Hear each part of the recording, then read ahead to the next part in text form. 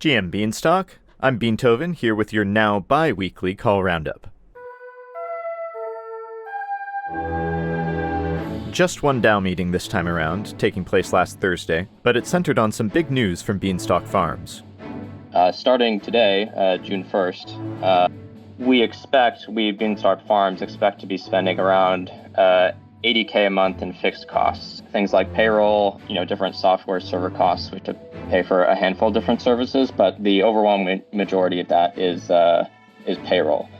Now, the DAO shouldn't expect that's how much we spend in aggregate. There are other things to pay for ultimately, like development grants for one-off things.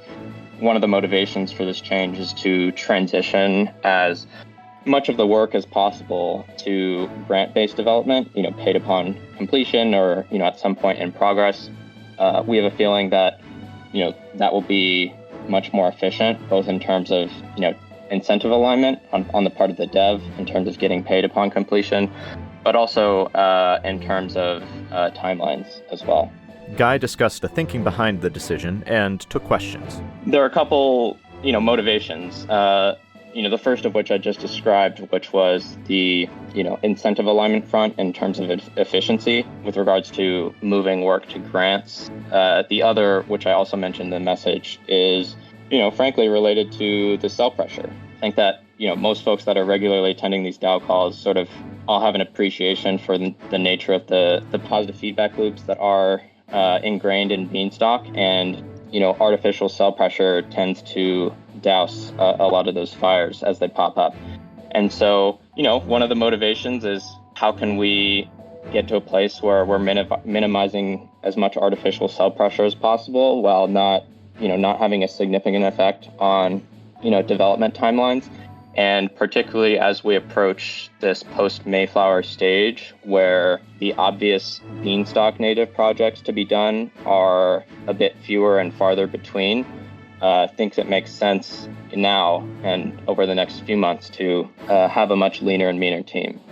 Later, Silo Chad came on and explained his plan for moving to a more advisory position. The plan as it stands is I'll be spending the month of June working with the team on the Silo V3 UI in particular, and just helping wrap up the swath of things that need to get done for the Mayflower update. And then starting in July, we'll move to more of an advisor role where I'm around to think through things with Beanstalk Farms over the next couple of months as this sort of transition potentially to new entities or private companies happens, and possibly to do some sort of select work and upgrades, but predominantly will be focusing on other new projects of my own. Guy also spoke about the decision to stop contracting with Scribe. We think those guys were great, and the effort was apparent, and this does not have anything to do really with the Twitter accounts being suspended, but I feel like the output and value added just wasn't super clear. And I think on some level it's an interesting lesson, given that I think in the current state of the market, Beanstalk is rather uncool to talk about. So maybe there is some sort of marketing team or individual that would add a lot of value at the moment. Maybe it's also an intractable problem, at least while the bean price is not pegged. It's sort of unclear what that looks like moving forward, but I feel like the decision to not continue the engagement was clear on our end. Lastly, at the top of the meeting, Guy gave an update on Silo V3 and the Bean ETHWell.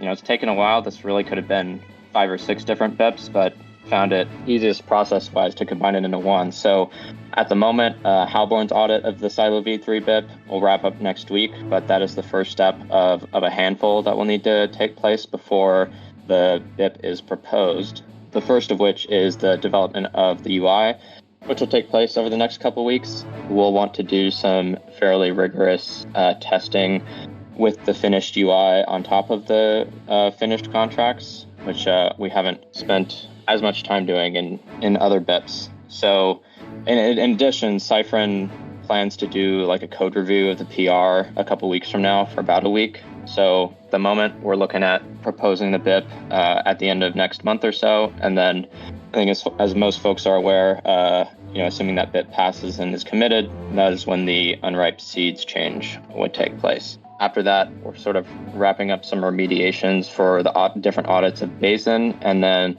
there's a little bit more development work to be done on the Bayesian integration BIP that whitelists the Bean ETH well. We'll likely also do a temp check of sorts for determining what the seeds per BDV rewards for that token, for that LP token should be, potentially changing the Bean3 Curve LP token seeds per BDV rewards as well, TBD on that front. That's it for this week. Moving forward, these updates will be coming every 2 weeks, which means we'll see you again in mid-June, hopefully with some Mayflower sales on the horizon. Until then, take care and keep farming.